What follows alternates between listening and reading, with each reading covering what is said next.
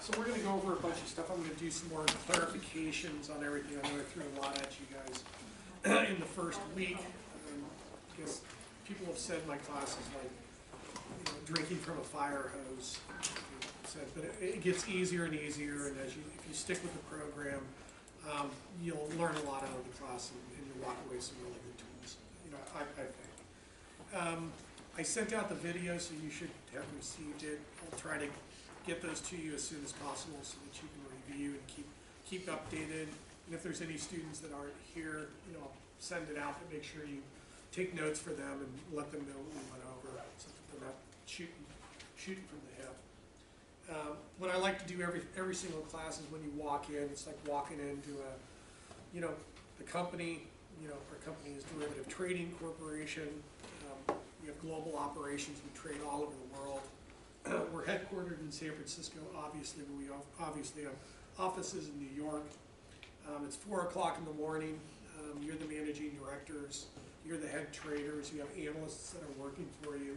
What we usually do is we get together at 4 in the morning to debrief on what the markets are doing or what the markets did, and try to lay out a strategy for what our trades will look like for the day, because we get there at 4, we prep until 5, we get at our desk, we start setting up the trades, looking at the portfolios, figuring out if we'll need to hedge off some of the positions or take aggressive long positions, because there may be some opportunities for us.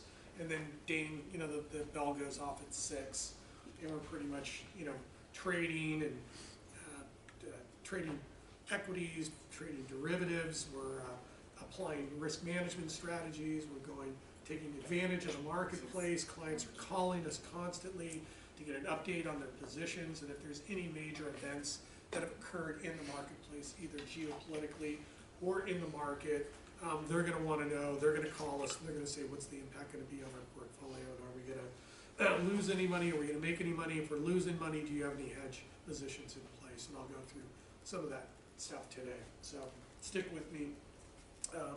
So let's do the market updates really quickly. You got computers. You're probably, if you're a trader, or really, hopefully, as you move your way up, you're going to have more computers than one computer. I highly recommend getting as many computers as you can, because computers do go down, and you always have a backup to be able to continue in a smooth fashion. You have contingency plans in place. So the first thing we need to know is, what's the Dow Jones doing right now? What's the stock market doing? The market's been open since basically 6 o'clock, so we're almost through the whole day. Trading day, it's going to close at 1. Is it up or down by how much? And can you give me maybe 1 or 2 reasons why it went up and down? And the 2 main reasons that would cause the stock market to go up and down is either higher or lower earnings expectations, or higher or lower interest rates. So where's the Dow trading right now? It's at 43 right now. Yeah, to what? Because I think it levels, because the 25,000 is basically a support level. The stock market's going to oscillate around the levels. Either it's forming a support or forming a level, or it's in some kind of trend and could break out to the upside or the downside. So the 25,000 is kind of in my brain. So is it trading below, above? Or? It's 25,900. So it's almost 26,000? Yeah. Okay. So the question is, when was it trading at 26,000 last?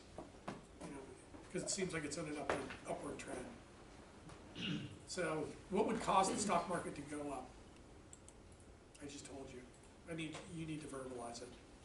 What are the 2 main reasons that would cause the stock market to go up? Interest rates. Interest rates going Down. The same or down? lower, exactly. The same or lower interest rates, or no, bonds stick to the stock market. So we already talked about interest rates. What's the other main factor that drives stock prices up or down? Yeah, earnings expectations, and that's driven by demand. Okay, so is there any news when you look at the stock market? There's usually in Yahoo Finance or Big Charts or StockCharts.com, they're going to give you headline numbers that's basically driving the stock market up or down. It could be GDP growth rate. Exports were strong out of Germany. It looks like China is starting to stabilize. Interest rates, particularly long-term rates, are starting to fall. We think the Fed is going to lower interest rates probably in the next quarter or fairly soon. The Fed has stopped unwinding their balance sheet, right, causing interest rates to go up. There's all this news that's being factored into these stock prices. Is there any headline numbers that you can see?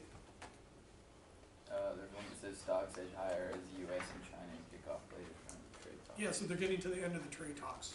Okay, that's a big deal. That's been a major problem for the stock market for the last 6 to 9 months, which has created a lot of volatility. If they can resolve the trade issues very soon before the U.S. slaps 25% tariffs on Chinese imports, that would be a major upward positive news for the stock market. What about oil prices? Where are oil prices trading right now? Last time I looked at it, they were trading at about $53 per barrel, maybe $55 per barrel.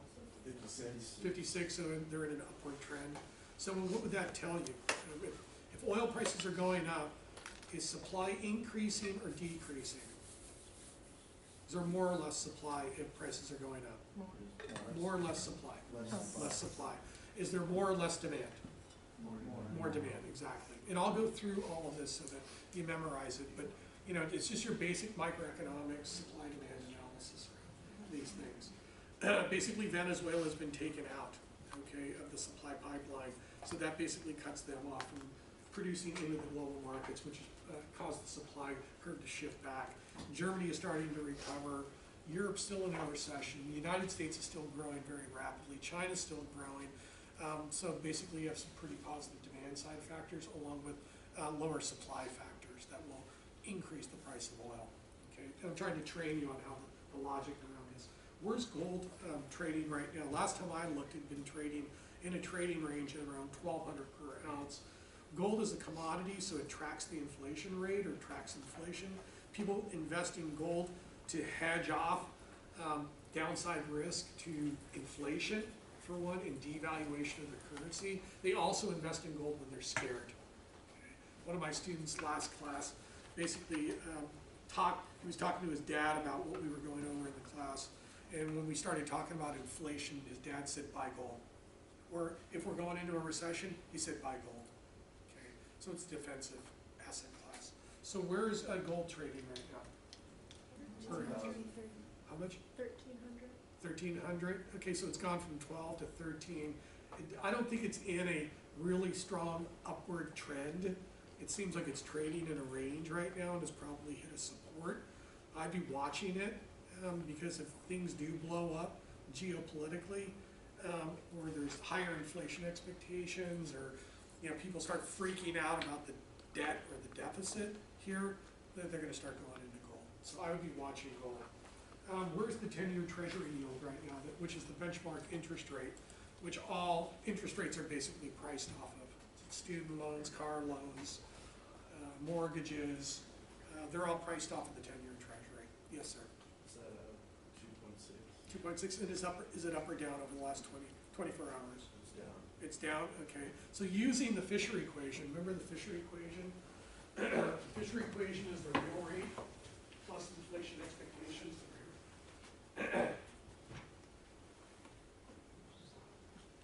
Remember the Fisher equation?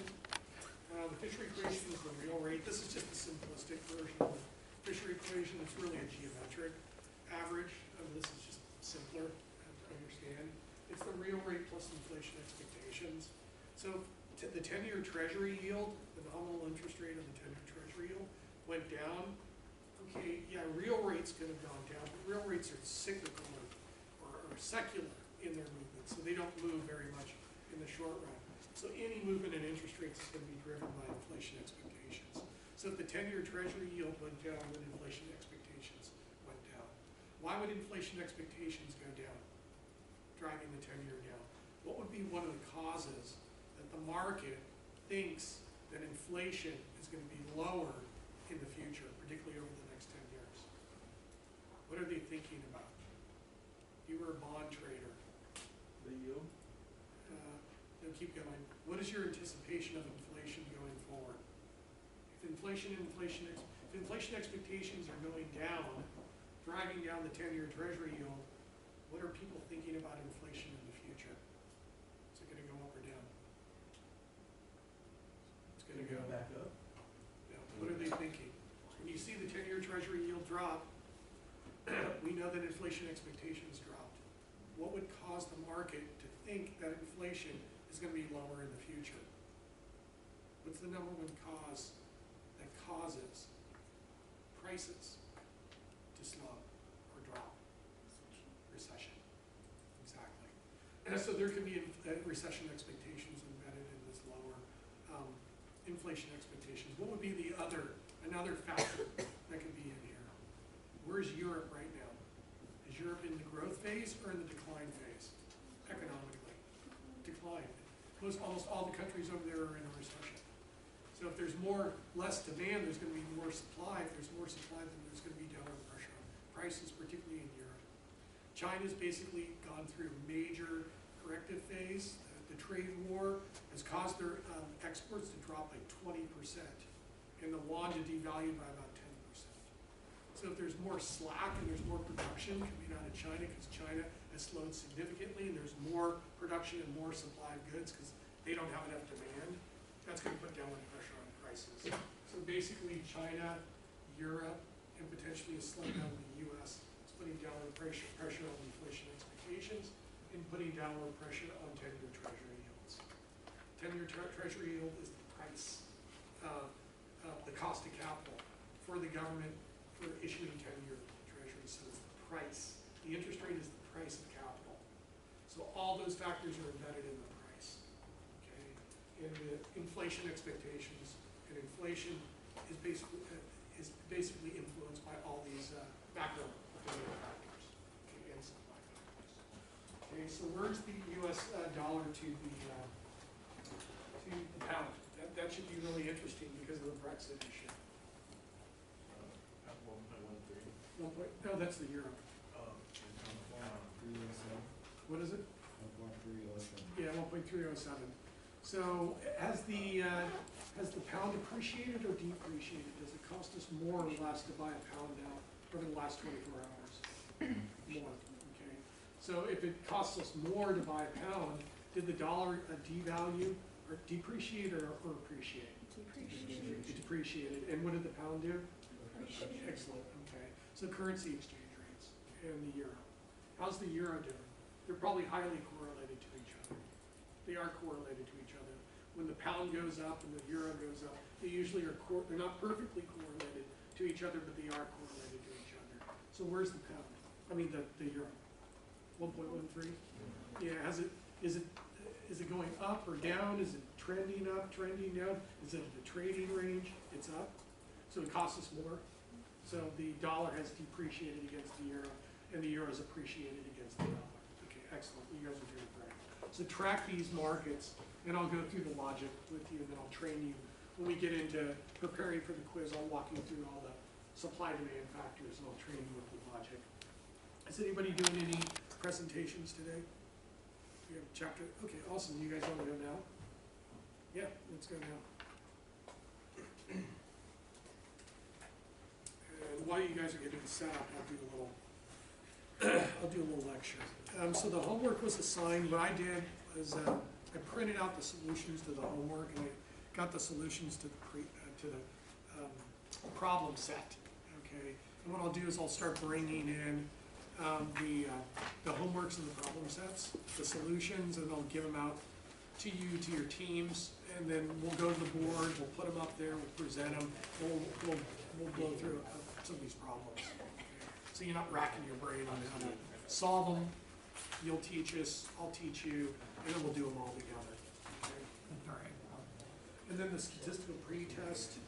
I would like to take a look at it on Thursday, see if you started, how far you've gotten. I'll go over it a little bit today to help you on some of the spots in the pre-test that are a little where you get stuck, and I'll go over those with you today. And then I'll start on the in-class exam.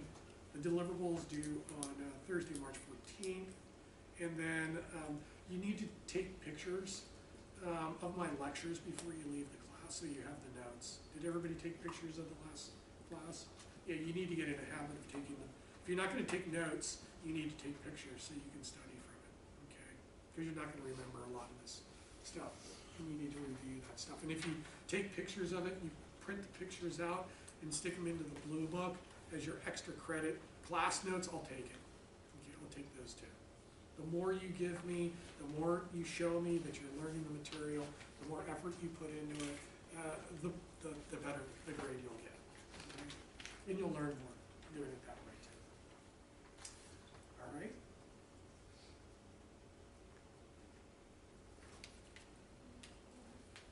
And don't forget to speak up when you talk. Yell at these people. Although you're not going today, so you don't have to yell at anybody. Okay, so we did chapter 2, the financial system and the level of interest rates. I'm Maya. I'm Mikey. And I'm Cade. So the first section is the financial system, which is basically like financial markets and institutions. So the financial markets are various markets that create and exchange financial assets, such as stocks, bonds, and loans, while financial institutions are firms that invest their funds in financial assets rather than real assets. And real assets are more like land, property, more tangible. And so financial institutions are like credit unions, insurance companies, anything that really involves finance companies that provide financial services. And the financial system has an economic critical goal to gather excess money and invest that money into the best investment opportunities, because investing in new productive assets expands operations and increases the cash flow. And the funds flow through the financial system. So you have the lenders and savers, which income exceeds their spending. Most important groups are households. And then you have the borrowers and spenders, where the spending exceeds their income. The largest group are businesses and governments. So there are two basic mechanisms in which funds flow through, which is directly through the financial markets and indirectly through the financial institutions. And then this, you can find this is Exhibit 2.1 in the Chapter 2 of the book. And it's basically just on the top, you have the direct financing and how that flows. At the bottom, you have the indirect financing and how that works. Okay, so direct financing. So the objective from this was to discuss direct financing and the important role that investment banks have in this process. So I'm going to try to answer that one. So in a direct transaction, funds flow directly through the financial system. And basically that means that the lenders, savers, and the borrower, spenders deal directly with one another. Borrower, spenders sell securities like stocks and bonds to lender, savers in exchange for money. And then that diagram below is just kind of an example of like Apple and insurance companies going back and forth with their funds. Okay. Investment banks specialize in helping companies sell new debt or equity, although they can also provide other services like broker and dealer services, as well as traditional banking services. Money center banks are large commercial banks that provide both traditional and investment banking services throughout the world. And some key terms that I thought were important to highlight were: origination is the process of preparing a security issue for sale. Underwriting is the process by which the investment banker helps the company sell its new security issue. And distribution is a process of marketing and reselling the securities to investors. Okay, the next section was types of financial markets. And the learning objective here is describe the primary, secondary, and money markets, explaining the special importance of secondary and money markets to business organizations. So a primary market is any market where companies sell new securities or new security issues like debt or equity. A secondary market is any market where owners of outstanding securities can sell them to other investors. So an example is a used car market, in that they allow investors to buy or sell previously owned securities for cash. These enable investors to buy and sell securities as frequently as they want, and this is vital to corporations since investors are willing to pay higher prices for securities in primary markets if the securities have active secondary markets.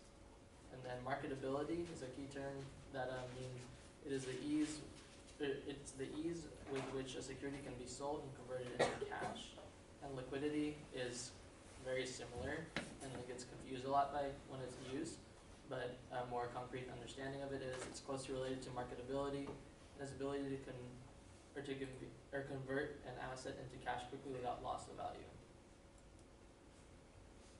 And then furthermore, money markets are global markets where short-term debt instruments which have maturities of less than 1 year are traded. These instruments are lower in risk than other securities because of their high liquidity and low default risk. Large companies use money markets to adjust their liquidity positions, and in these markets, large firms finance capital assets such as plants and equipment. And just a couple more key terms, public markets are organized financial markets where the general public buys and sells securities through their stockbrokers, and private markets involve direct transactions between two parties.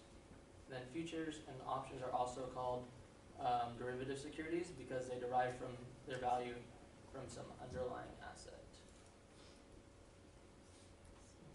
And then the last slide that I will be going over is the market efficiency, and the objective here was to explain what an efficient market is and why market efficiency is important to financial managers. So an efficient market is a market in which prices reflect the knowledge and expectations of all investors. If markets are efficient, investors and financial managers have no reason to believe that securities are not priced at or near their true value. The theory about how well this mechanism works is known as the efficient market hypothesis. So market operational efficiency concerns the cost of bringing together buyers and sellers. The cost of bringing together buyers and sellers are called transaction costs and include such things as broker commissions and other fees and expenses. If transaction costs are high, market prices will be more volatile. Fewer financial transactions will take place, and higher prices will not reflect the knowledge and expectations of investors accurately. For a market that has informational efficiency, it is the degree to which current market prices reflect relevant information and therefore the true value of the security. So to go further in depth, it basically means influenced by operational efficiency, but it also depends on the availability of information and the ability of investors to buy and sell securities based on that information. And just something important to note is that the competition among investors is an important driver for informational efficiency.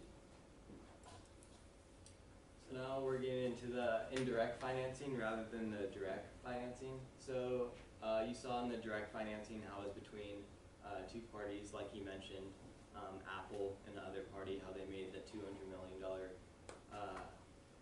transaction or deal, as you could say. But with indirect financing, there's actually going to be a third party. So when you look at indirect markets, there's what you call intermediary, which would be that third party. These intermediaries could be commercial banks, they could be insurance companies, investment companies. For the indirect markets, it's more of between borrower and spender and lender and saver. So as you can see, the commercial bank is kind of the middleman for, let's say, the baking business and the investors. So the investor gives cash to the commercial bank, and in return, the commercial bank gives the investor, let's say, checkings or savings, or and then through that, the commercial bank takes the investor's cash and actually gives money to the baking business, which would be in return for that loan. For more of a long-term financing from financial institutes, you get more into insurance companies, and you start to deal with more of selling policies. For instance, you could see how the policyholders could be like the investors, and how they sell they give cash in return for policies. Same with firms, how they issue the debt or equity to the insurance company, and in return they receive the cash from the intermediary, in this case the insurance company. And like I said, some of these financial institutions include commercial banks, life and casualty insurance companies, and investment funds, which deal mostly with loans, debt, and foreign investments. So this is just a diagram of kind of how cash flows through a business or a institution. So as you can see how through the financial system, there's kind of 4 different markets within that firm. You have the debt markets, the money markets, the financial intermediaries, which I talked about, and the equity markets. And through these transactions, all different transactions, whether it be commercial paper line of credit, sale of stock. The firm, through these transactions, actually gets all these assets. May include real assets such as plant equipment, as Maya was talking about, but through these financial systems and transactions, they ultimately try to get the firm to create and be in abundance with these current assets. And then the determinant of interest rate levels. We were talking about real rate of interest compared to nominal rate of interest. The real rate of interest, which happens to create an interest rate in the absence of inflation. We got into talking about how when there's no inflation, it determines the real rate. But we want to look more at the nominal rate of interest, which is the unadjusted for inflation rate. And the main determinants of interest rate levels would be the return on investment, also known as ROI, and time preference. So businesses want to invest to get a positive return on investment, or else they didn't do their job. So you always want the return on investment to be greater than the cost of the funds that they invested in. Also, time preference is huge, as people want product now. They demand for the product now, but some people may try to postpone people either buying the product to create a higher interest rate for people to purchase the product at. We also talked about the equilibrium rate of interest. So think of the supply curve as a lender saver and the demand curve as a borrower spender. So as interest rates go up, the supply or the lender is going to try to increase people purchasing because the interest rates are going up. Same with borrowers, as the demand line being a borrower, as interest rates go up, the borrowers will not want to spend as much money on a product because of an increase in interest rates. So like the economic classes that you've taken, you want to create an equilibrium in a sense, which would be a middle ground between the lenders and savers and the borrower spenders and their interest rates. And then he talked about the Fisher equation. That was the simplistic version. This is more of the geometric version of the Fisher equation. Our main goal is to try to find the nominal or the market rate of the interest. And you do this by finding changes in interest rates and expected price level change and expected annualized price level change.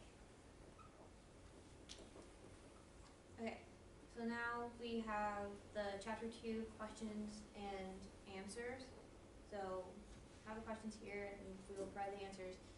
So first question is 2.7 financial markets. Trader Inc. is a $300 million company as measured by asset value, and Force Corporation is a $35 million company. Both are privately held corporations. And then it says, explain which firm is more likely to go public and register with the SEC and why. Does anyone want to try to take a shot at this? Yeah. Oh, I went too far. There we go. So the answer is Trader Inc. is more likely to go public because of its larger size. The cost of SEC registration and compliance is very high. Larger firms can offset these costs by the lower funding costs in public markets. Smaller companies find the cost prohibitive for the dollar amount of securities they are likely to sell. And then 2.15, financial markets. What is the main difference between money markets and capital markets?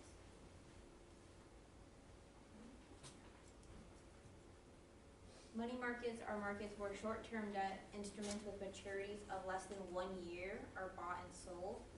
Capital markets are markets where equity, securities, and debt instruments are with maturities of more than 1 year are sold.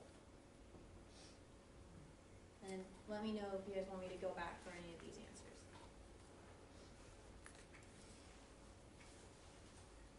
What are the 2 risk hedging instruments discussed in the chapter? We did go over very briefly. It's the futures and options markets. So futures are contracts for the future delivery of assets, such as securities, foreign currencies, and interest cash flows. Options contracts call for one party to perform a specific act if called upon to do so. They also face the risk of price fluctuation. So that's where the risk is, whether it will cost more or less. List the three forms of efficient market hypotheses and describe what information is assumed to be reflected in security prices under each of these hypotheses. So the three forms are strong form efficiency, semi-strong form efficiency, and a weak form efficiency.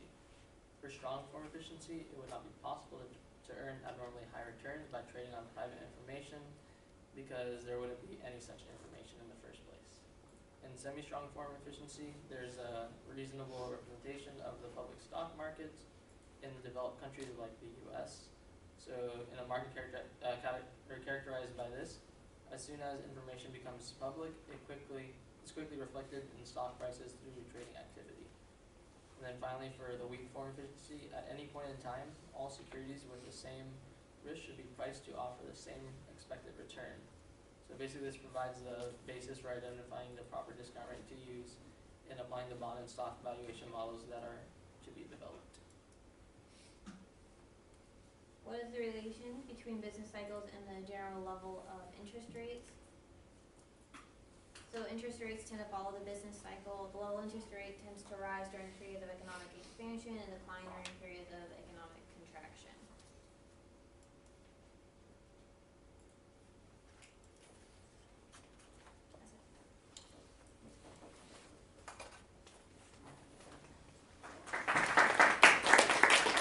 Thank you for putting the homework problems in there. That was great. I appreciate that.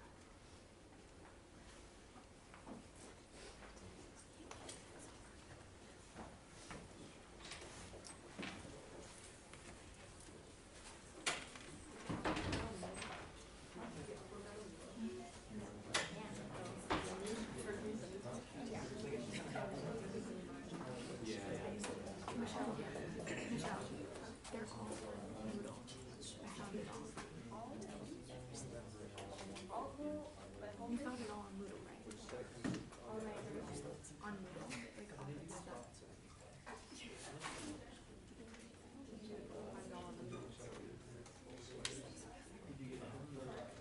Because he has slides in his from the one.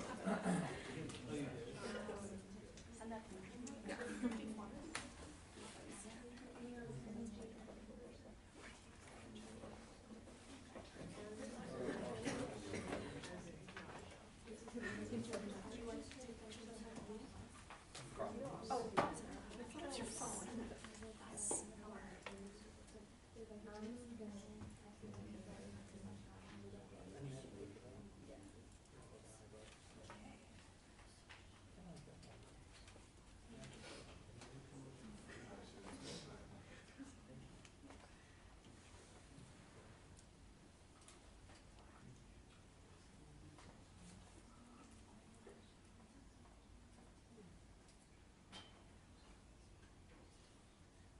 Nope, you know what you did? You probably hit the button.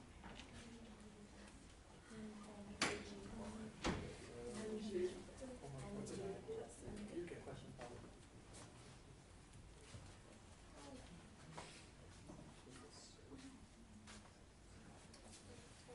Yeah, that- yeah, that's-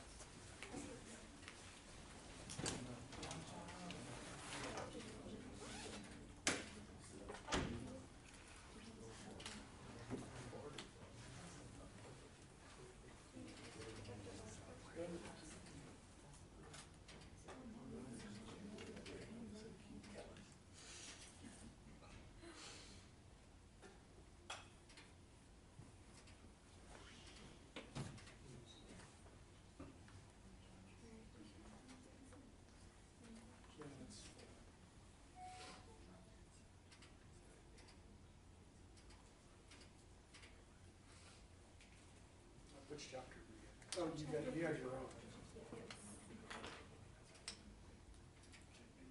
You want to pull yours up here? We can flip to, I'll keep trying to do it and then you can pull it.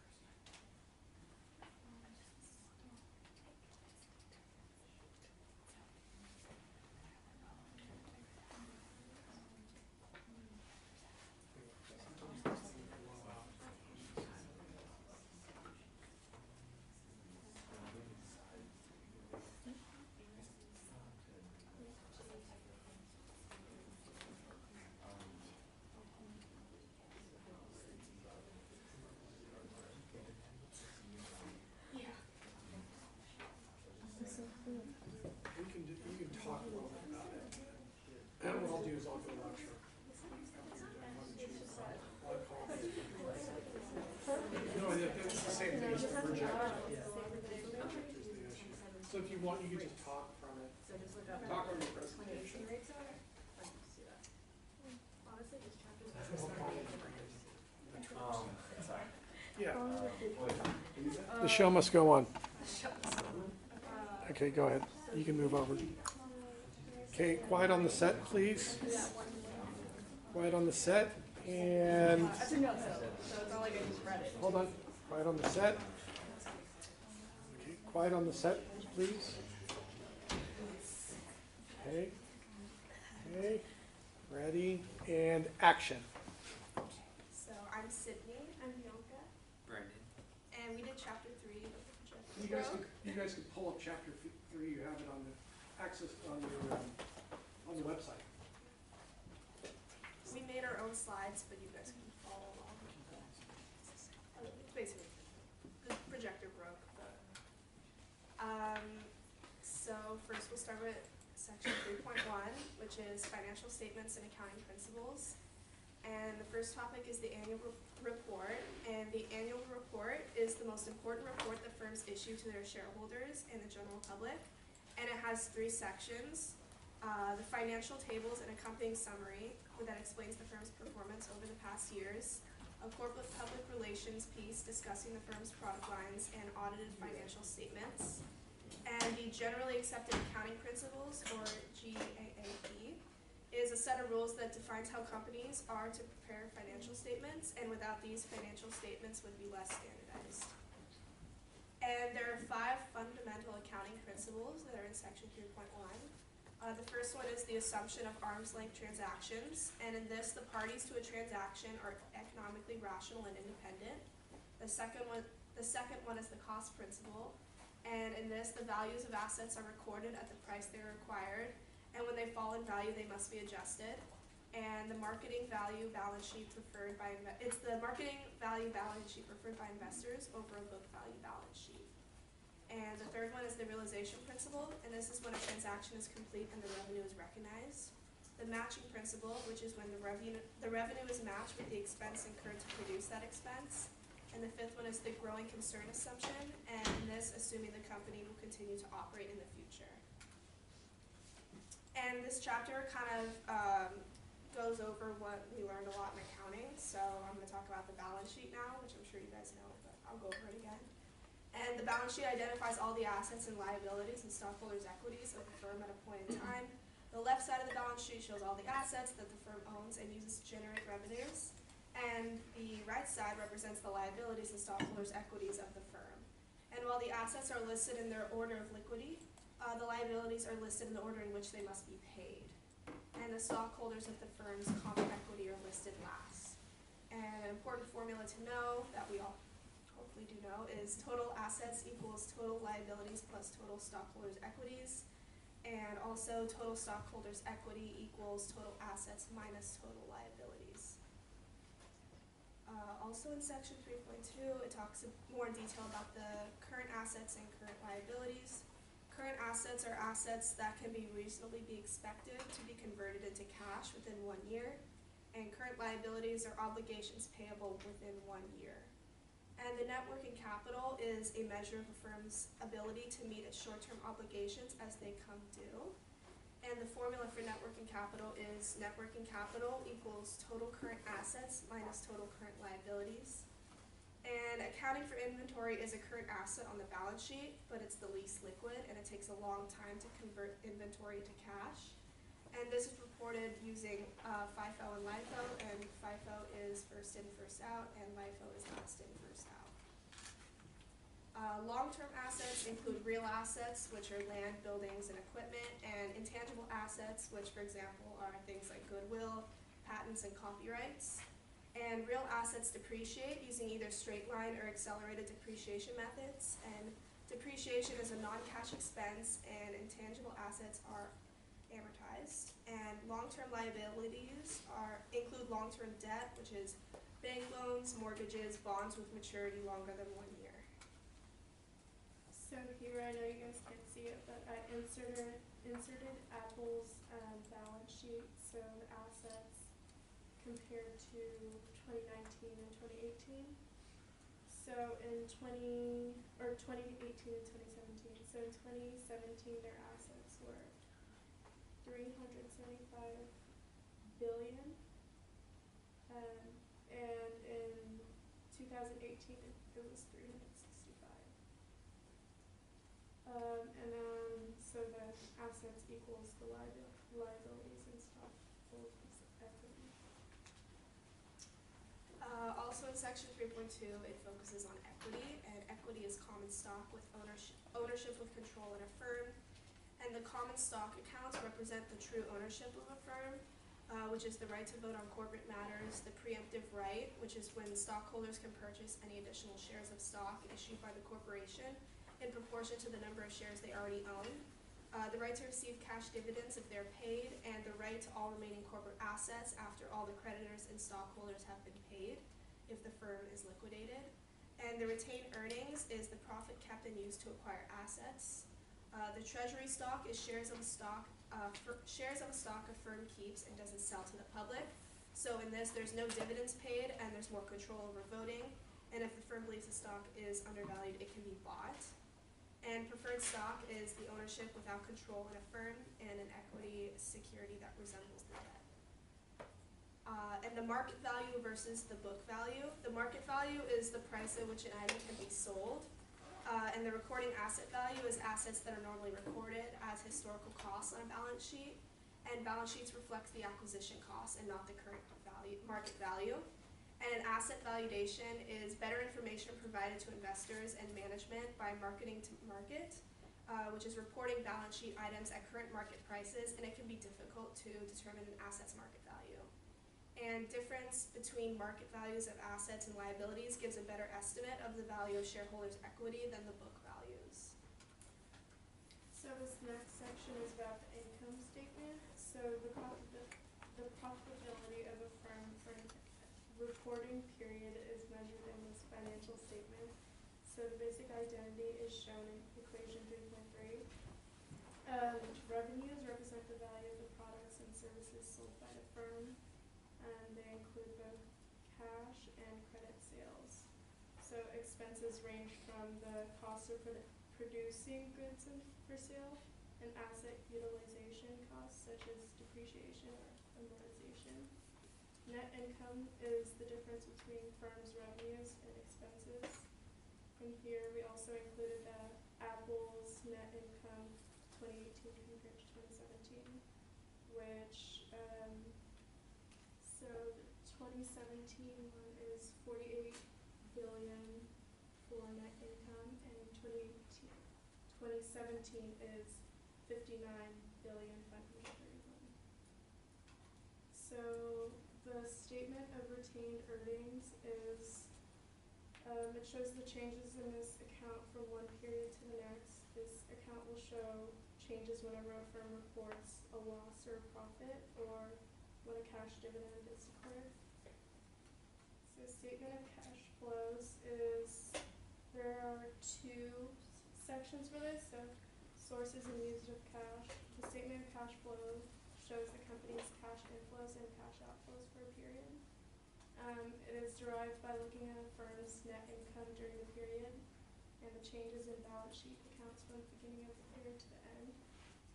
Increases and decreases in assets or decreases and increases in liabilities and equities are sources of cap. The next section is the organization of the statement of cash flows. The statement is broken down into three parts to identify the cash flows, which are operating, long-term investing, and financing. And at the end is the cash reconciliation. This last part reconciles the cash account from the beginning of the period to the end of the period. The sum of the cash flows from the activities measure the net cash flows of the firm during a given period, and is the bottom line of the financial statement. So the meaning of cash flow statement. So cash flows to investors. Net income equals the cash flow to investors. The cash flow that firm generates for its investors in a given period, excluding the cash inflows from the sale of securities to investors. So the cash flow to investors from operating activity, that's a formula, which is EBIT minus current taxes plus non-cash expense, which is equation 3.4. And 3.6 is cash flows invested in long-term assets, which is long-term assets in the current period minus long-term assets in the previous period.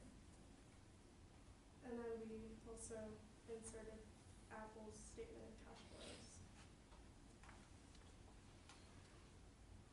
Alright, so tying everything together just for the income statement, the cash flow, and the income statement, or in the balance sheet. The balance sheet summarizes what assets a firm has and how they paid for them. The balance sheet also, and then the cash flow represents how they paid for those assets or sold those assets. The income statement calculates the firm's net income, which is used to calculate retained earnings, which is also used in the statement of cash flows in the balance sheet. We kind of got mixed up. So what cash flow means to investors was those last formulas. Cash flow to investors is different from cash flow on a regular, which you have to report from the GAAP principles, because GAAP stipulates that you have to take your non-cash expenses such as amortization and depreciation, and you expense those right away. So cash flow to investors is different because you theoretically have that cash. Let's see. So the cash flow on investor, so all these next equations are going to end up where the cash flow, what it means to investors. So the cash flow to investors from operating activity is the earning before taxes plus non-cash expenses. The cash flow from net working capital is just current net working capital minus previous. And then a positive cash flow from net working capital indicates an increase in assets. Cash flow invested in long-term assets is long-term assets current minus previous, and this takes into this shows how your assets are being used. And then the final cash flow to investors is the cash flow from investment activities minus cash flow from net working capital, and then cash flow from long-term activities. Oh, and the final part is the federal income tax. Taxes usually represent the largest portion of a firm's of what they have to pay. Currently, corporate income tax tops out at 21%, which is it's variable right now. Historically, taxes are preferential towards small businesses to encourage growth. And then there's average and marginal tax rate. Marginal tax rate is taxes paid on the last dollar. So there was a chart. So essentially, you pay a certain amount of tax up to a certain amount of dollars you make, and then the next goes on, and you pay a higher amount of tax for the next amount of dollars you make. And then the average is just average total taxes divided by taxable income. And then the law currently favors financing through debt because you could deduct on your interest or your tax payments. Then we had some homework problems, but You might be able to take my laptop and plug it in over there. You just unplug it, just bring it over, and I bet you can plug it in.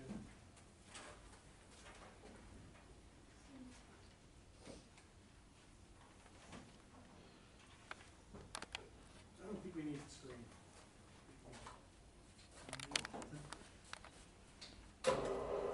No pressure, we're on.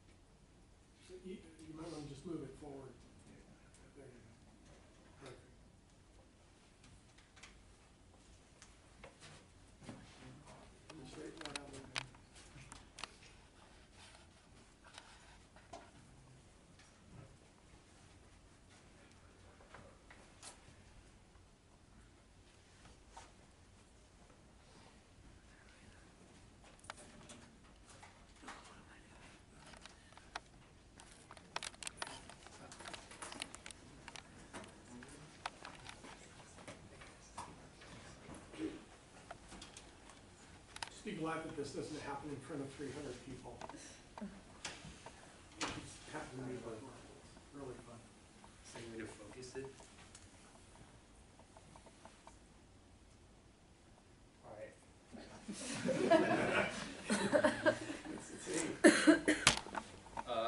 So question 3.5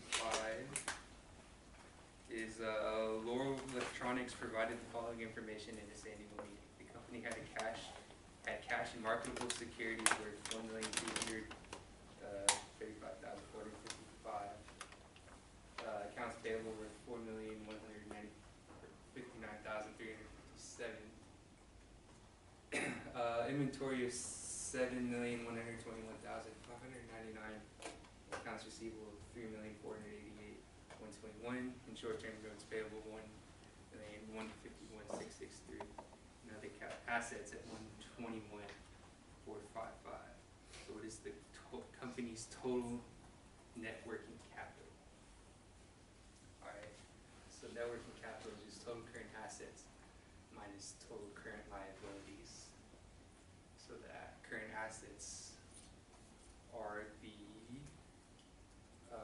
marketable securities, the inventory, the accounts receivable, and other current assets.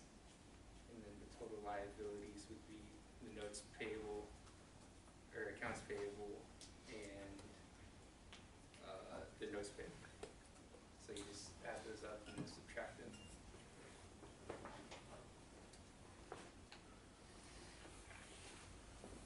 Alright, so then 3.13 is cash flows. Hillman Corporation reported current assets of $3,495,055 on December 31st of 2017. Its current assets are $3,103,839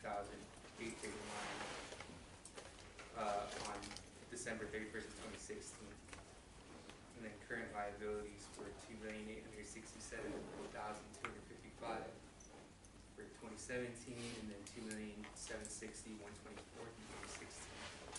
So and then it says compute the cash flow invested in net working capital at Hillman Corporation. Alright, so net working capital is just current assets minus current liabilities. So and then cash flow invested in net working capital, you just take the net working capital for current and then subtract the previous, and then simple algebra.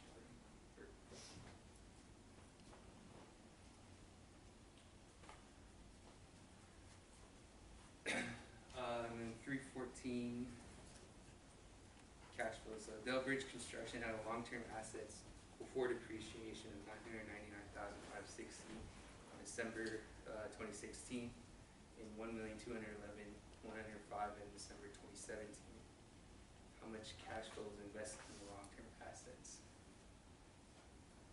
So just take those numbers, subtract them, and give us the cash flow for long-term assets. I think that's it. Great, thank you. You send me a presentation, I'll send it to everybody. Okay, great, thank you. Let's go over here.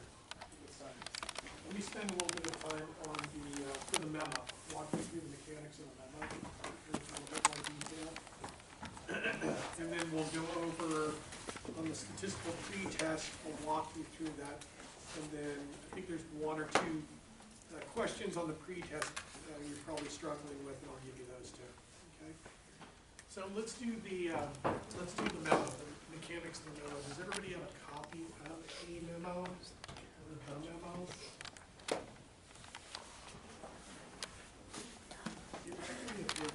Pass these around. Use any memo except for the dollar memo. Okay. You could use oil or gold or bonds or stocks. The layout's all the same, and then what I'll do is I'll go through the mechanics of the memo. I'll walk you through the detail for the memo so that you understand what we're trying to do here. Okay. So here's the memo.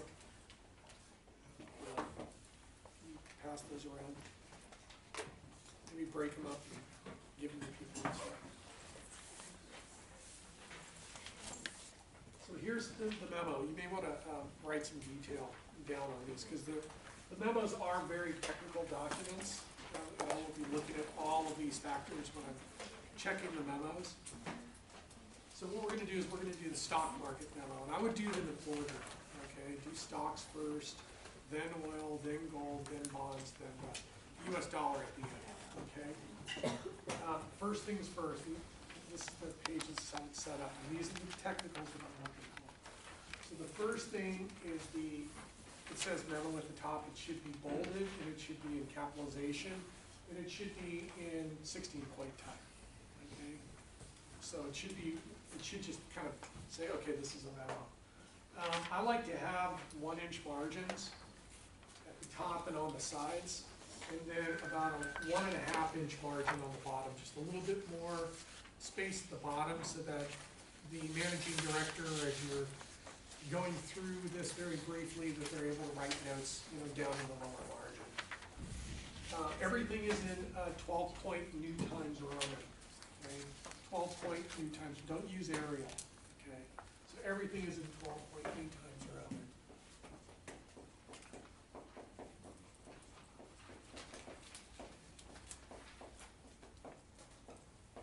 Don't use Helvetica, don't use Times, use New Times Roman, because that's what business uses as a standard. Then underneath it, there's going to be a space. And these are, I indicate as spaces, these little hash marks are spaces. Then there's a space, then you have date to, from, RE. These need to be flush. Right here along the left margin, they're not indented, so they're flush to the margin. And then you need to indent, okay? In at least 5 characters, and these need to be flush also, too. Okay? Some of the students like to have them up against each other. No, I think the memos that I've given you are those memos still coming around, or did they fall somewhere? You need to pass those around, please, so that everybody can see what they look like. So you're gonna have Tuesday, February 18th, comma, 2019, it's gonna be to me, from you, and then this one's gonna be the stock market memo, okay? And this is the language that you're gonna look, and once you get a good template down, then you're just swapping out words and you're just changing the logic. The formula basically is the same. So here, stock prices forecast to fall 5% over the next 3 months. So I know what we're tracking, what the forecast is, what direction, by how much over what period of time. So just right off the bat, the very first sentence tells you exactly what the memo is going to be like. And the reader starts going, oh my God, really? Okay, tell me why. So now you got them sucked in. You're going to need another space between the RE and the underline, and then a space between the line and the thesis statement. The thesis statement is a formula, okay? So it's very precise. So that's all you have to do is change just little things going forward. Okay, once you get a good template, a couple good templates, it just becomes replication. Okay? We are tracking stock prices, period. We know exactly what we're tracking. Based on our research, comma, okay, comma, we, not I, forecast stock prices to fall 5% over the next 3 months with a 3, based on the following factors, semicolon. And you want to bold here, stock prices to fall 5% over the next 3 months. You want to bold that, because that's the most important thing that you're telling me right now. Then the factors, okay, and there are 2 factors that really drive stock values up and down. One is interest rates or the cost of capital, the other is earnings expectations, or expectations of earnings growth. Is it either going up or down? Higher interest rates. Well, we know that higher interest rates, just in a simple cash flow model, P+1, and the cash flow could be earnings per share divided by I equals the value. Well, we know if interest rates are going up, then the value of stocks are going to go down. Got it. That makes sense. Second factor, lower revenue growth expectations, and that could have been earnings too. So if this goes down, then values go down, so the logic totally makes sense. And 3, low gross domestic product growth rates. So we're not expecting negative GDP because we're not forecasting a recession, but we are forecasting lower gross domestic product growth rates. So when you, for a lot of you, when you're using acronyms like GDP, some people don't know what GDP means. So what you have to do is you have to spell it out in upper lower case and then present the acronym. And then that way you can use the acronym throughout the memo or in the report. You've set it off, you've already set it off, so people know what it is going forward. Therefore, comma, we recommend the following 36 trades, and the 36 trades should be bolded, okay, with a semicolon.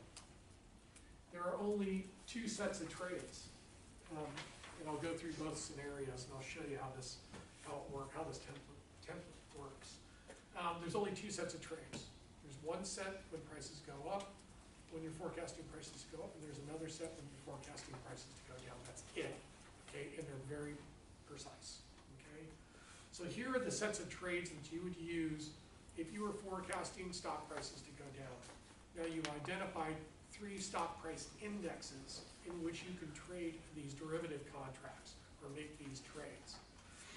You're gonna have to find other indexes, price indexes for oil and gold and for currencies and bonds, okay? So you're gonna have to do some research around these memos.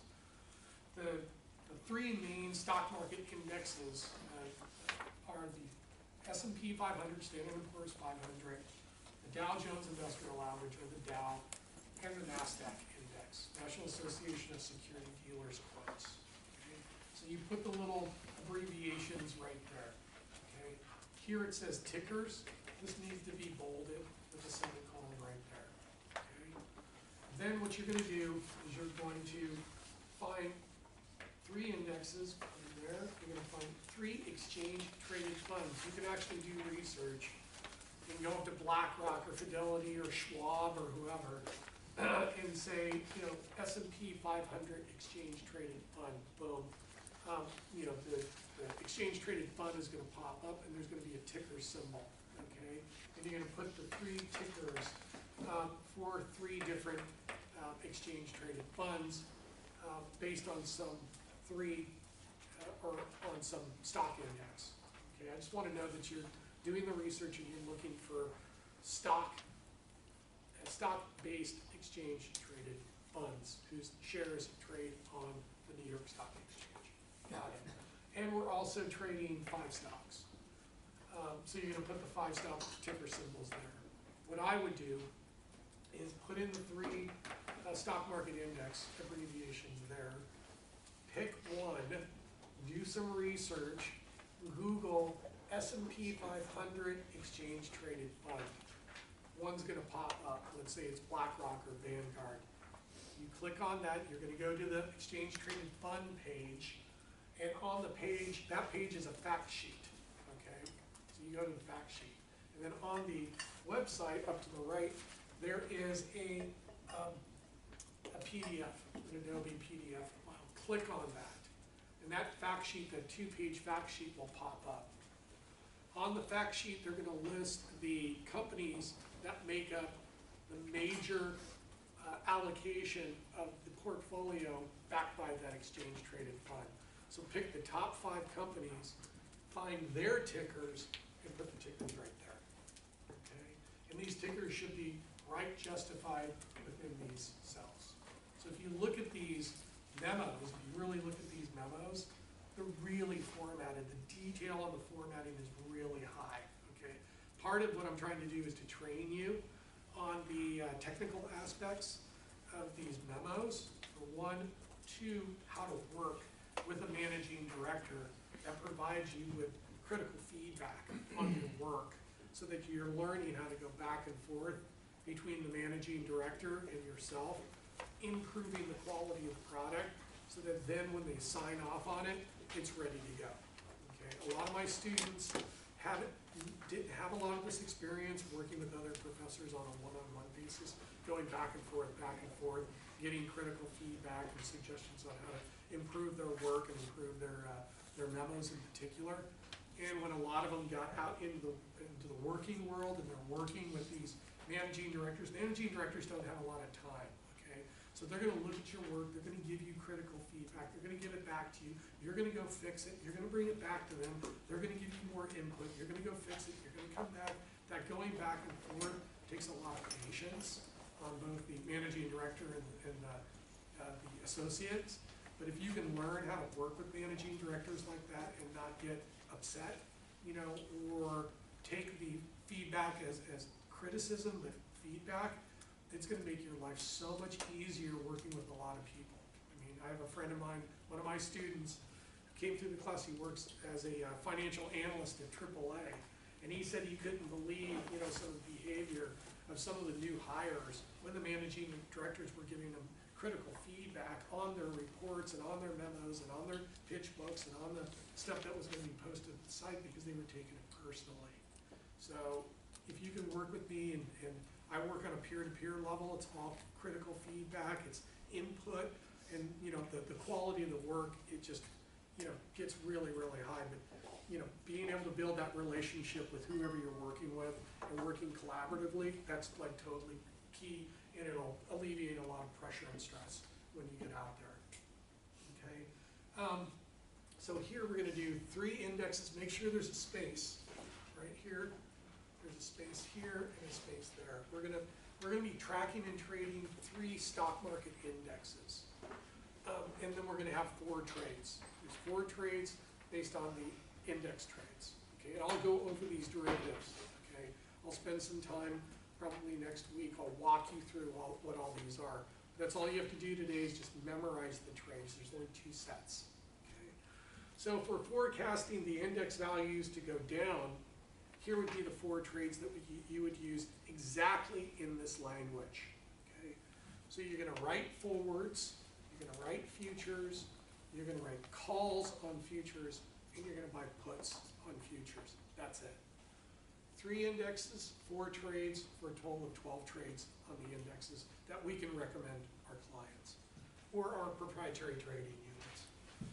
ETFs, we're tracking and trading 3 of them. The trades for the exchange traded funds are also the exact trades for the stocks. Okay, so that's a good way to check yourself. So if we think that exchange traded fund share prices are gonna drop, we are going to sell short. We are going to write calls, and we are going to buy puts. 3 exchange traded funds, 3 trades, total of 9 trades for the exchange traded funds. For the stocks, we are trading 5 stocks, tracking and trading 5 stocks. The trades are the same, sell short, write calls, buy puts, because we're forecasting the prices to go down. 5 times 3 is 15, so a total of 15 trades for the stocks. 12 plus 9 plus 15 is 36 trades. That's 63, wait, dyslexia hit. So 36 trades. So we have a total of 36 trades that we can recommend. So this is like one section of the memo. This is the next section. The trades is the next section, and you need a space between this table and the paragraph here. Then, here, this is what I would do, is I would set up a text box here and a text box here, and do your bullets in the text box so that you can size them. And you can do the same thing with the graphs. Because if you're doing bullets along with graphs in one space in Google Docs or Word, it's gonna get all messed up, and you're gonna get really frustrated, and you're gonna get mad at me. Okay. So, set up a text box, arrange it so you have some flexibility within the space within the Word or the Google Doc, and then turn the border white, okay, so you can't see it. So there's no borders on any of these memos that you're looking at. Okay, so the bullet points, this is the key data, okay, data and analysis. Okay, I'm looking for percentage changes, and dollar signs, and index levels. You know, S&P in 2018, comma, S&P 500 went from X to Y, comma, up Z%, period. You just did analysis. Okay, so the time period, the change in the level, comma, the percentage change, now you're an analyst. Okay, and you want to bold those dollar signs, and you want to bold those percentage changes. So if you look at the memos, you got good memos, you can see all of these nuances. And you gotta make sure that there's spacing here between these paragraphs, okay? So that's kind of the paragraphs. This is one section right here too. So once I get the bullet points, which is the data and analysis, that theoretically should align with the factors that you've laid out, which supports the direction of your forecast. Now, students have a hard time doing forecasts. When you're going to the business world, that's all you're doing is forecasting. You're talking in present tense, and you're talking in future tense, and you're persuasive. You're not in passive tense, you're in active tense. You're not in passive tense, you're being persuasive. You're not in past tense using was, you're using is, or is expected to, or is projected to. You're trying to guide the future. You're trying to advise people. The graphs, again, I would use stockcharts.com or I would use bigcharts.com, okay? You try to get the graphs from the same source. Don't get them from different sources. Get them from the same source. Because if what you can see with these memos, if they're done correctly, is the charts, the graphs, which go back at least 3 years, have titles, and I can read the x-axis and the y-axis scales. Okay, so they're like little mini graphs, but they have to be symmetric with each other. They have to be sister, sister, brother, brother, sister, brother, brother, sister. They have to look like each other. They have to have the same length, the same width with each other, and some spacing. Okay, so most of the ones that you got, I pulled is the best one. This is a really good one. Although it doesn't have a line here, it's a really good memo. It's symmetric. It's easy to read. It's got the key data. It's bolded. The graphs are beautiful. They're, I can look at them. I can do technical analysis really quickly, and look at any trends or support or resistance, or I can do the technical analysis. So between the technical visualization with the backup analysis, basically supports your factors, which supports the forecast, which determines the trades, which makes the recommendation for your client, either as a hedging against risk or recommendations to make money. Okay, and then the last part of the memo is really simple. You just basically copy the intro paragraph, paste it down here, and the only thing you change is following to above and the semicolon to a period, because you need to reiterate to the reader what your recommendations were and why you came up with that recommendation. Okay, so the memos are really is a very technical memo, but they once you get them down, you can use them as writing samples for your internships and your jobs. And it teaches you how to forecast, how to do the economic analysis. It teaches you how to do derivative trading, teaches you how to be an analyst and do visualization all on one page. So there's a lot in here. So work with me, go back and forth. If you have any questions, I'll work with you as much as possible to get these things perfect. Once you get them perfect, I'll sign off on them. You print them in color so they look really nice, and then you'll be able to use them. And if you take my international investments class, we basically redo all this stuff over again, just reinforcement, reinforcement, reinforcement. Okay? Any questions on the memos? No? Yes. Do your best. Okay. On these, it has like the trades and then the tickers. Yeah, let me do one more set of trades. Okay, the tickers? How the order is switched. Oh, is it? Oh, is it like, did I have NASDAQ or something? It's trades. I really don't First one. know. I really don't. Actually, this is the best order right here, because you have the trades right here, and then you have your total trades here, instead of having this down here and then the trade. This is probably a better format. Okay. Let me do one more thing to show you something about these, and hopefully this will alleviate some of your questions that you have around this exercise. Let's flip it. Okay. Let's flip it. Let's say that we are forecasting stock prices to rise 5% over the next 3 months. We are tracking stock prices based on our research. We forecast stock prices to rise 5% over the next 3 months based on the following factors. And here we were seeing higher interest rates. What would be the reverse logic of that? Lower or falling, right? Lower or falling. Don't use decreasing, don't use increasing, okay? It's too much, it's too soft. It's gonna fall, it's gonna drop, it's gonna rise. It's up, okay? It's very quick, it's more sharp, that's how business is. The publications that you're gonna be reading will be softer because they're writing to the mass public, but we're writing to business, okay? Oh, and another thing you may wanna think about is grab a paragraph from one of the research pieces that you're doing and copy and paste the paragraph here and then edit it down and make it really concise. That way you won't be accused of plagiarism and you'll be turning publication material into business communications. Okay? Does that make sense? Just edit it down. Get rid of all the extraneous stuff, the thes, the us, all that stuff. You don't need it. And I'll show you, I'll train you and work with you one-on-one. Like my managing directors and the publishers and the managing directors in marketing worked with me for years and taught me how to write business quality communications. It's so important that you learn this technique right now as a junior. So that by the time you graduate, you guys are awesome writers, and I'll help you. Do we want to use lower or higher revenue growth expectations? Higher.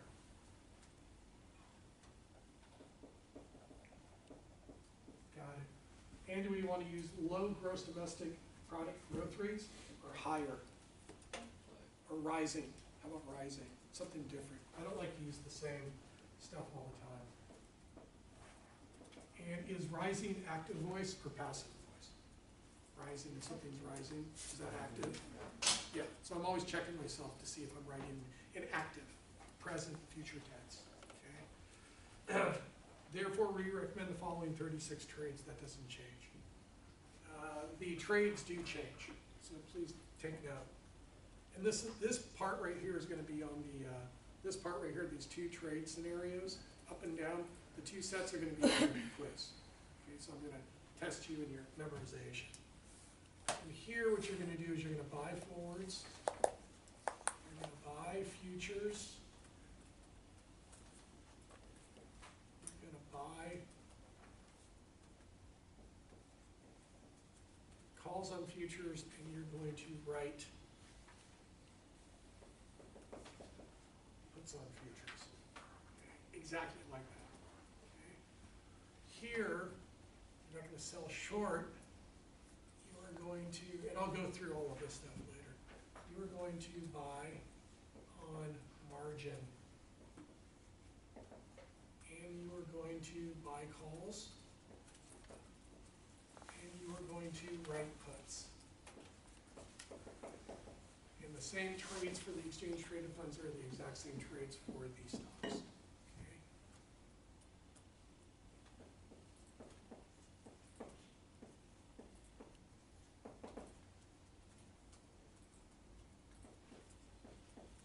Buy calls and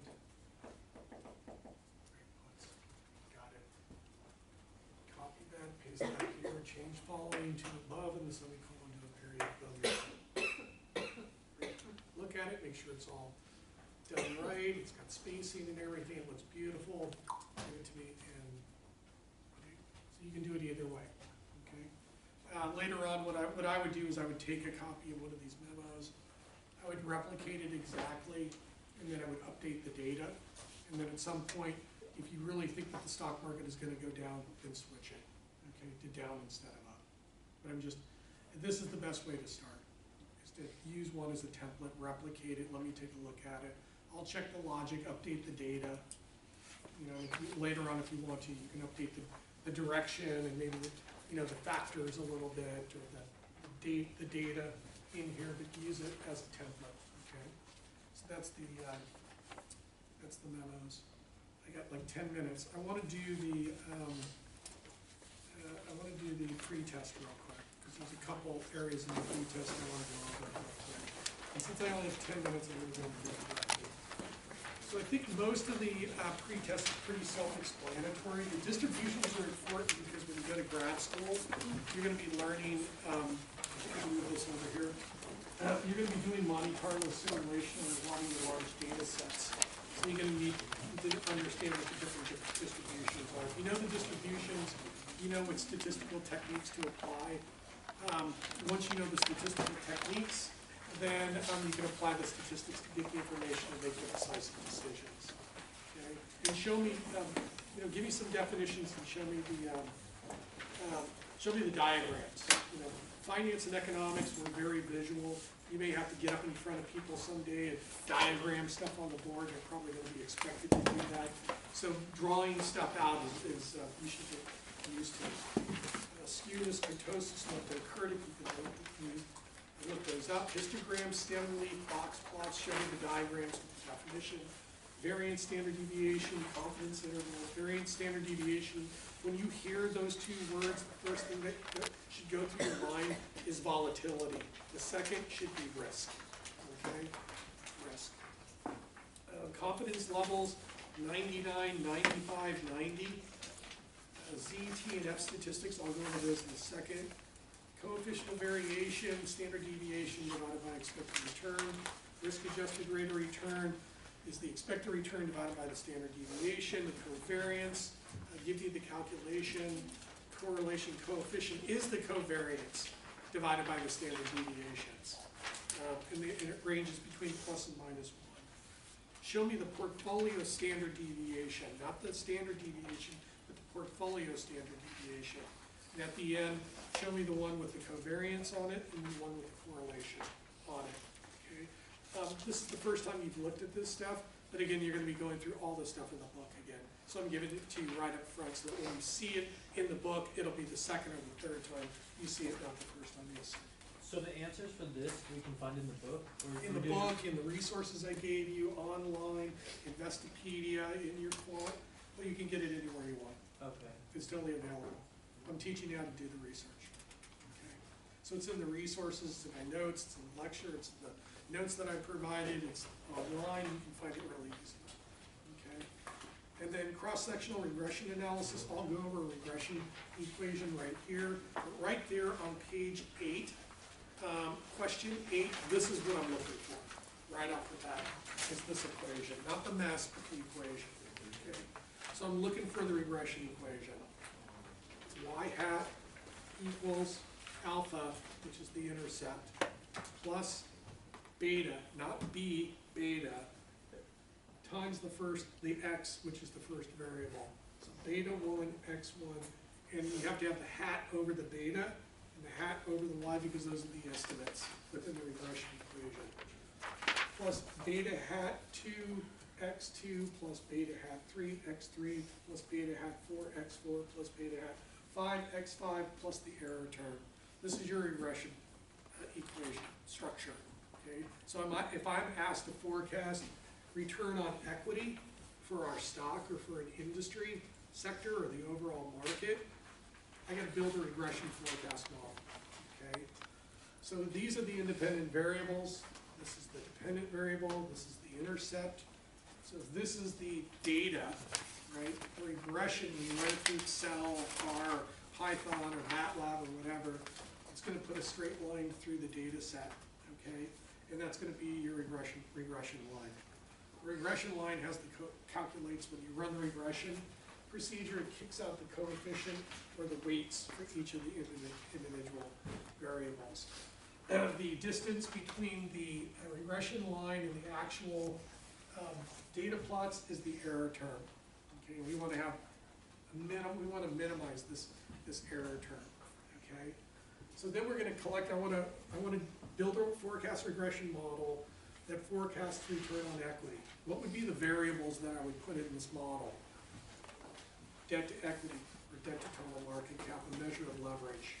Okay, the higher the leverage to a certain degree, the higher the ROE is going to be. You go over a certain level of debt to equity, the ROE is going to go down.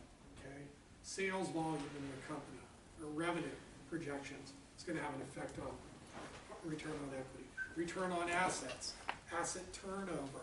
You're going to be learning the DuPont method in this class. These are the components that drive return on equity. And you can put in a macro factor like GDP or industrial production. Could also be in your model. this would be the model that you would run the regression, and then what it's gonna do is it's gonna calculate t-statistics for each one of these individual variables. And the t-statistics range, is this all review for you guys? Range between +2 and -2. Now, the closer to +2 and -2, you're gonna have some problems with the variables, because they're too perfect, but anything ±1 is good, okay? So that's the measure for the individual variables. For the model itself, the statistical measurement of statistical significance of the model's ability to predict the dependent variable is the F statistic. And the F statistic, you know, on the low side, I would take a 5. That means it's doing a good job predicting. 8 would be good. 13's a little high, but it means that if I get really high F statistic and a really high adjusted R square, you know, the 70 or 80%, I got multicollinearity. I got a problem. I got 2 or more variables in my model that are highly correlated to each other. And they're highly correlated to the dependent variable. I gotta decide which one I'm gonna keep and which one I'm gonna throw out. I don't need both of them. So most students would say, Professor Souza, if I had to pick which variable to throw out, I would probably pick, the one I would keep would be the one that has the highest t-statistic and the highest correlation with the dependent variable. Now that's statistically correct, but you may be using a data set that just happens randomly to kick out high t and high correlations. The variable that you keep in the model is the one that's been cited the most in the peer-reviewed journal articles and the literature, both academic and professional literature and research reports over time. It's the variable that pops up every single time in all of the research papers going back in time that have made up the literature that have built the theory around the model. Okay? So that basically answers question on page 9. Okay? What's multicollinearity and how do you solve for it? Internal validity is when I'm building a model, you asked me to build a model, I built the model, I did the best I could, I talked to everybody in the company and all the experts that know how to build these kind of models or know how to predict return on equity. I showed them my model, I showed them the results, they bought off on it, they said, yes, it looks like your model's good. That's internal validity. External validity is I went out into the literature, academic and peer-reviewed industry literature. This model came up as the best model. These were the variables that were the best variables in the models consistently over time. I can externally validate my model by using external sources of literature and research. Okay, so that basically answers that. How do you determine these variables? The dependent variable is the one that they're going to tell you we need to forecast. I need sales, I need revenue, I need production, I need return on equity, I need return on assets, whatever it is they need, they're going to determine what it is. And then the independent variables are going to be based on your experience, other people's experience, industry research and academic research will guide you into how to determine what the independent variables are for your model. Once you run the regression, I'm almost done. Once you run the regression of the data set, okay, you're going to forecast these independent variables. You're going to weight the independent variables by the coefficients. It's going to pump out what the return on equity is going to be in the future, and boom, you did it. Okay.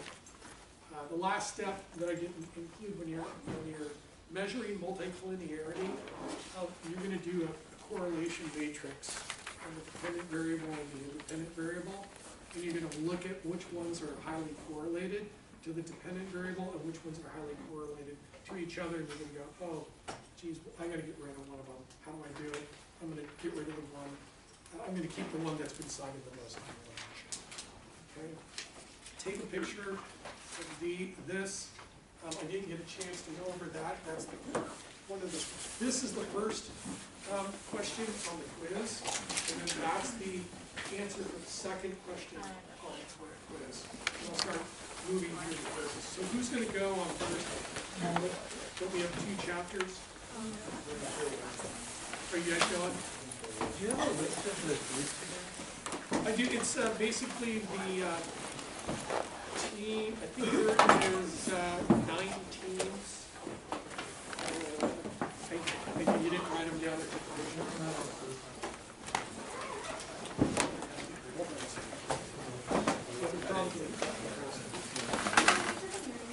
So on Thursday, it tells you what it is.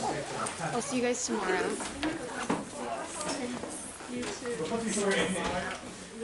Team 3 does chapter 4, team 4 does chapter 5. And you're good.